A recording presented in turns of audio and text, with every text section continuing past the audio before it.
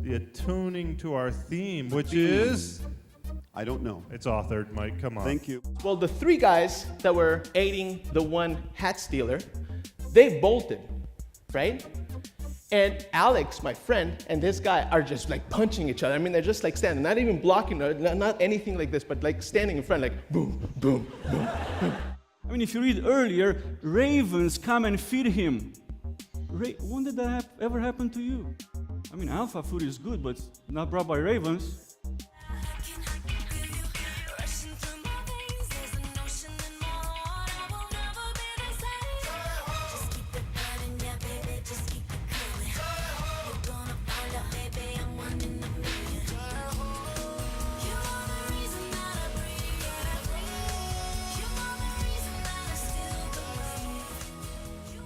The world is talking about relentless. There's something about people that are relentless, if they're relentless for something good, that we really admire in them. You are at a place in your life where you can embrace so many different opportunities. Say, God, yeah, you're the center. Like, you're not a part or a piece. You're the thing that I'm resting everything about. Obey God because He loves you, not so that He will love you. And you know the most interesting thing is, it wasn't after I conquered those sins that I figured it out. It was after I'd been to the woodshed and I realized that God doesn't discipline those that aren't His. Of sexual immorality, idolatry, a little bit of jealousy, fits of anger. Guys, these things lead up to apathy, and apathy is gross. I was so starving for male affirmation and attention that when this man offered me the bitterness of sexual abuse, it met a need in my life.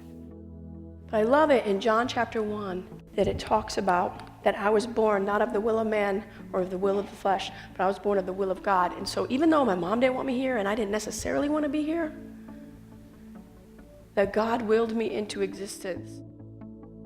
Jesus said, I'm the good shepherd.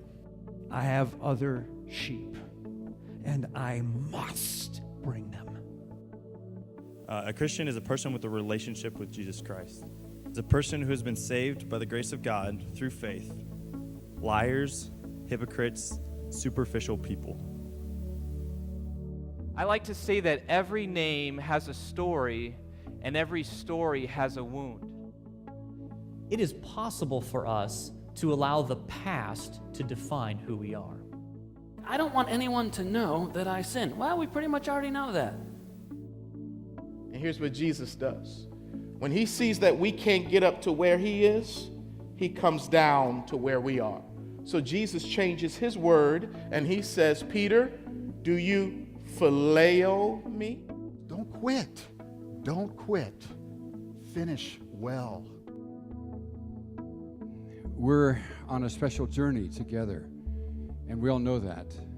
The things that have happened to our campus family, and around us in the last days have rocked us and shaken us.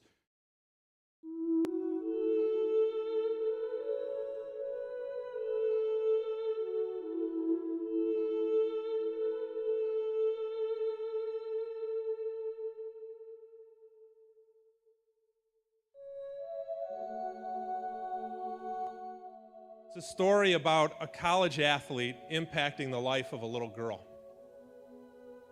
It's the story about a college athlete who had the ability to make people feel special. It's the story of an athlete who inspired others to play their best.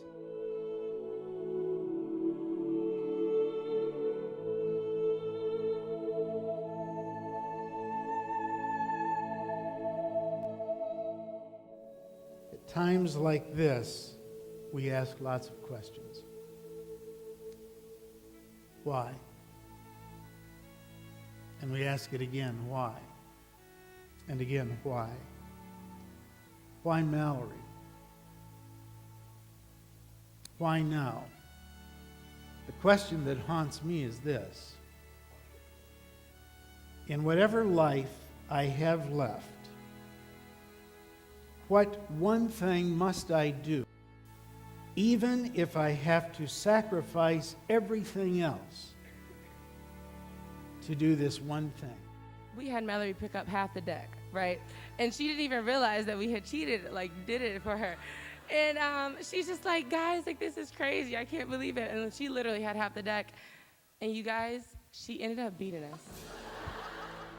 To the team, if I could say something to you, I would say just hammer your opponent. Show no mercy, you know.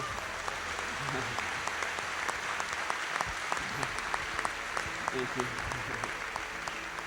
But remember, when the game is over and you shake hands and you say your prayers, build friendships, and remember, it's just a game. In this small part of life, it's just a game.